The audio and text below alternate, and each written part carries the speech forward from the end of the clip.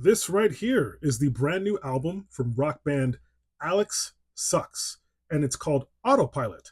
And before I talk about this record, um, what's the deal with Alex? What did he do to deserve that? I mean, that seems like a bit much. I mean, I don't know Alex. For all I know, Alex could be one of the members of this band, and I probably should have done more research, but in the interest of fairness and being balanced, I'm going to do my top five famous people named Alex. Yeah? Fair? Let's do it. At number five, and this is by default, I have the baseball player Alex Rodriguez. Now, the reason why it's by default, well, for a couple reasons. First of all, I could only think of five at this moment right now. And the second reason is because I do not like that person at all. I have actually met Alex Rodriguez on numerous occasions. A long time ago, I used to work at this restaurant in New York, and for some odd reason, after almost every home game, he would come to this restaurant. It really doesn't make any sense because this was not a nice restaurant. It wasn't fancy. It was this Tex Mex restaurant on the Upper West Side. Nothing special at all. But I guess he was a really big fan of our jalapeno bread baskets or something. But yeah, he'd come over to our restaurant a lot. He was always very rude person. He always would hit on the hostess, whoever the hostess would be that night, even if his wife at the time was literally standing next to him. And he was also a pretty shitty tipper, at least for a person of his status. And also, one of the most surreal moments I've had was being next to him as he just finished the season. He just finished the last game of the season. He came to the restaurant, and I'm standing next to him as he's looking up at the screen at ESPN, watching Stephen A. Smith talk about him and his legacy and what he should do because he was about to become a free agent, and it wasn't clear if he was going to re sign with the Yankees or not. So that was just a really weird moment overall. And also, on top of that, we had this, I guess, understanding with him where if anyone came up to him for an autograph or to shake his hand, even if someone was outside, like on the sidewalk, if they were like, hey, Rod, that meant we had to take something off of his bill as an apology of some sort. So yeah, not a good guy. Not a good guy. At number four, Alex Turner, the frontman and lead singer of the Arctic Monkeys.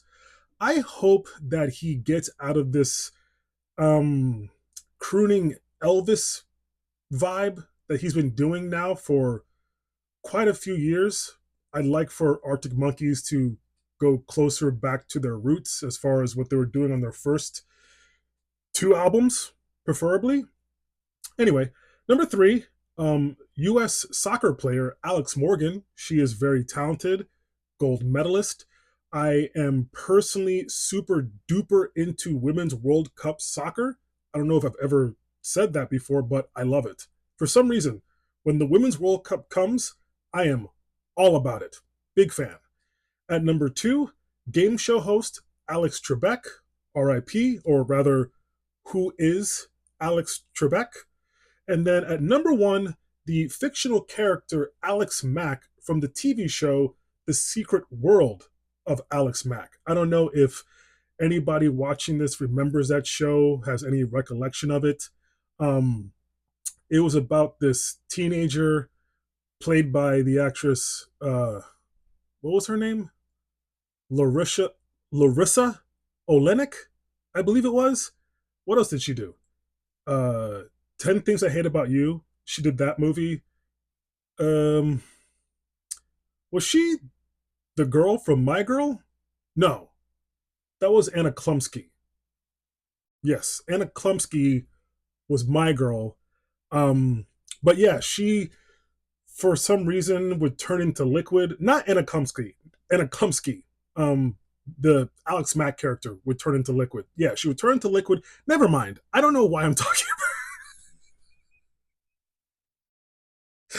Never mind that. But that is my top five famous people named Alex. Now, as far as this record, this is a pretty cool combination of indie alternative rock. It has a good jolt, good pep in its step. It is really well produced, but I will say it is straddling the line of sounding something that is a little too perfectly packaged and pristine, but still has just the right amount of attitude. Like, this is produced well. I like these song structures on here. I will say, to me, this album is a really, really good start.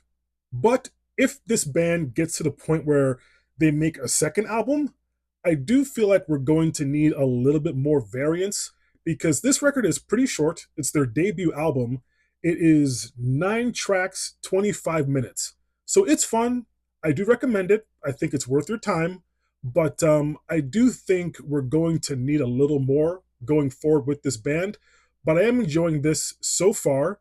And if you're looking for just a fun, somewhat mildly poppy rock and roll record, this is pretty good. I enjoyed it. 7 sticks of butter. Peace, love, butter.